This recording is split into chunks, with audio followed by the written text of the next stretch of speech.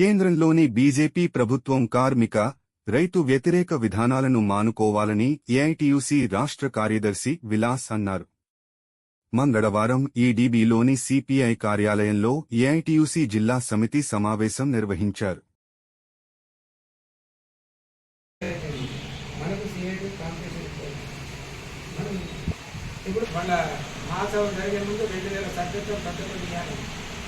కష్టపడాలి కదా, 2000 సభ్యత్వం కట్టాలి కదా, అందరు 1000 కట్టింది, 1500 1500 ఎన్ని పదాల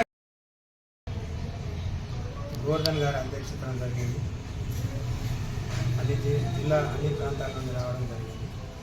ముఖ్యంగా ఈ సమావేశం ఉద్దేశం ఏమంటే ఆదిలాబాద్ జిల్లాలో ఉన్నటువంటి ఏఐటీయూసీ అనుబంధ సంఘాల బలోపేతం, అదేవిధంగా జిల్లా సంఘాల జిల్లా మహాసభలు, మండల మహాసభలు చేసి ఏఐటీయూసీని జిల్లా మహాసభలకు రాష్ట్ర మహాసభలకు తీసుకొచ్చే ఉద్దేశం ఒకటి.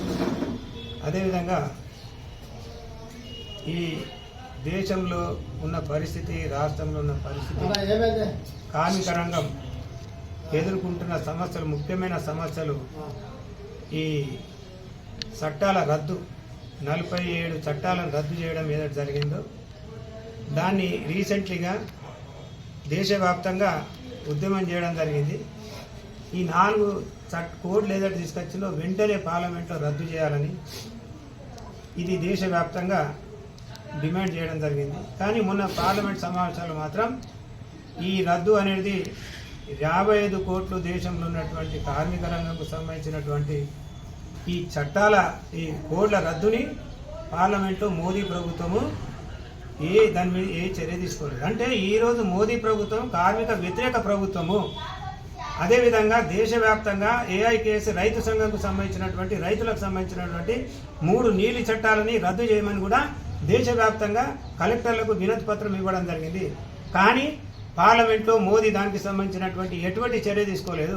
అంటే దేశంలో 55 కోట్ల మంది కార్మికులకు సంబంధించినటువంటిది, అదేవిధంగా భారతదేశము పల్లె ప్రాంతంలో రైతులు ఉంటారు. ఈ రైతులకు సంబంధించినటువంటి నీళ్ళ చట్టాలు రద్దు చేయమని చేయలేదు. అంటే 80%, 140 కోట్లలో 80% ఉన్నటువంటి జనాభాకు సంబంధించినటువంటి చట్టాలని రద్దు చేయలేదు. ఇది మోదీ తీసుకున్నటువంటి ప్రజా వ్యతిరేక, కార్మిక వ్యతిరేక చర్య అని ఈరోజు ఏఐటీయూసీ తీవ్రంగా విమర్శిస్తుంది. ఇప్పటికైనా అని 4 కోళ్లను రద్దు చేయమని డిమాండ్ చేస్తున్నాం. లేని పక్షంలో మాత్రం రాబోయే కాలంలో తీవ్రమైన పోరాటం చేయడం జరుగుతుంది. అదేవిధంగా దేశంలో ఉన్నటువంటి కనీస కార్మికులకు కనీస వేతనాలు లేవు. కనీస వేతనాలు లేక వాళ్ళ కొనుగోలు శక్తి లేదు. ఈరోజు ఆర్బీఐ ఈరోజు ఇది తగ్గించింది, ఇన్కమ్ ట్యాక్స్ ఇది పెంచింది, 12 లక్షలు అని చెప్పింది. ఎందుకు చెప్పింది? ప్రభుత్వం అది చెప్పింది అంటే కొనుగోలు శక్తి ఉండాలని చెప్పి దాంతో ఆర్బీఐ చెప్పిన మాట ఇవ్వాలి ఈ పరిస్థితులలో. ఎందుకంటే ధరలు విపరీతంగా పెరిగిపోతున్నాయి. ఆ ధరల విపరీతం పెరుగుట కారణంతో ఈరోజు కార్మికులకు ఏది తినడానికి లేదు. అదేవిధంగా హాస్పిటల్కి పోదామంటే హాస్పిటల్ ఖర్చులు ఉండేవి, ఏదైనా కార్యక్రమాలు చేద్దామంటే కార్యక్రమాల ఖర్చులు ఉండేవి. ఈ విధమైన పరిస్థితి దేశంలో నెలకొన్నది. మోదీ మాత్రం రోజొక డ్రెస్ చేంజ్ చేసుకుంటూ దేశంలో ఉన్నటువంటి మెజారిటీ ప్రజలకు వ్యతిరేకంగా చర్యలు తీసుకోవడం జరుగుతుంది. ఇది చాలా ఘోరమైన విషయం. ఈరోజు భారతదేశం అనేది సంప్రదాయక దేశం, భక్తి భావన ఉన్న దేశము. మరి దాన్ని ఆ సెంటిమెంట్ని యూజ్ చేసుకొని వాళ్ళు ఇచ్చేస్తున్నారు. కాబట్టి ఈ ఉన్నటువంటి ఏదైతే కార్మికులు, రైతులు, ఏదైతే అసంఘటిత కార్మికులు ఉన్నారో ఈ అసంఘటిత కార్మికులు వీరంతా 90% ఉన్నటువంటి ప్రజలకు వ్యతిరేకంగా తీసుకున్నటువంటి నిర్ణయాలు ఏదైతే ఉన్నాయో అది వెనక్కి తీసుకోవాలి. కనీస వేతనాలు 32,000 ఇవ్వాలి.